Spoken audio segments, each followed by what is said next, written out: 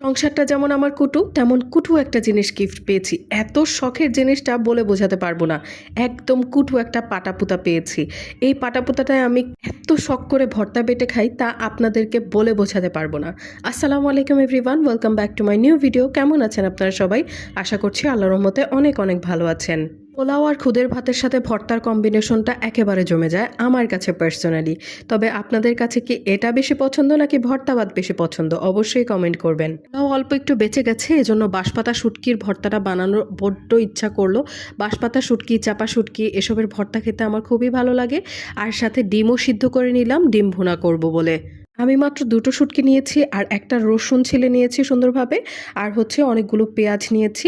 আপনারা আপনাদের অনুযায়ী নেবেন। আমি আবার একটু ঝাল খেতে বেশি পছন্দ করি। কোইন্সিডেন্টলি সেদিন হচ্ছে ঝালটা কম হয়ে গেছে। সরিষার তেলের মধ্যে রসুনটাকে সুন্দরভাবে ভেজে নিচ্ছি, পেঁয়াজটাকেও ভেজে নেব, আর হচ্ছে বাঁশপাতা শুটকিটাকেও ভেজে নেব।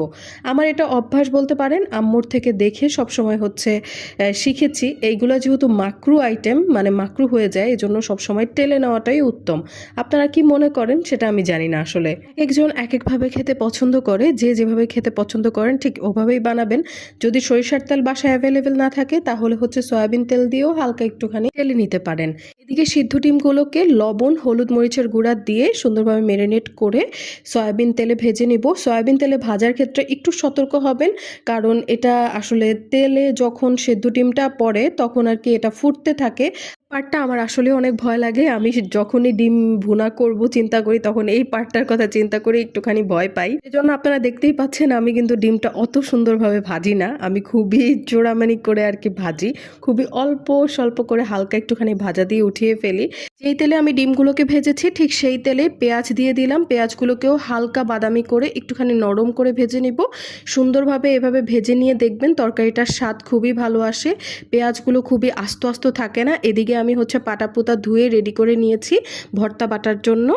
আর এখানে আমার পেঁয়াজটাও সুন্দরভাবে ভাজা ভাজা হয়ে গেছে। এ পর্যায়ে আমি একটুখানি পানি দিয়ে দিব, কারণ কষাতে হবে, না হয় হচ্ছে পুড়ে যাওয়ার সম্ভাবনা থাকে। পেঁয়াজটা যদি পুড়ে যায় তাহলে সুন্দর একটা ভালো একটা ফ্লেভার আসে না। এখানে আমি লবণ, হলুদের গুঁড়া, মরিচের গুঁড়া দিয়ে খুব সুন্দরভাবে কষিয়ে নিব। আর আমার বাসায় হচ্ছে একটুখানি ধনিয়ার গুঁড়া ছিল, তো হাফ চা চামচ ধনিয়ার গুঁড়া দিয়ে দিয়েছি। আপনাদের বাসায় গরম মশলা থাকলে বা একটুখানি চিকেন মশলা হাফ চা চামচ দিতে পারেন, অপশনাল, এটা না দিলেও চলে। হলুদ আর মরিচ দিয়ে আমি বেশিরভাগ হচ্ছে ডিম ভুনা করে খেয়েছি, আমার কাছে খুবই দারুণ লাগে। শুটকি বাটার ক্ষেত্রে আমি সবসময় শুকনা মরিচগুলোকে পানিতে ভিজিয়ে রাখি, যাতে এগুলো নরম হয়, বাটতে সুবিধা হয়। এদিকে আমি রসুনটা আর শুকনো মরিচটা বেটে নিব। আর এখানে দেখেন পানিটা একেবারে বলক চলে আসছে। পানিটা যখনই বলক চলে আসে আমি এটা মাছ বলেন বা ডিম ভুনা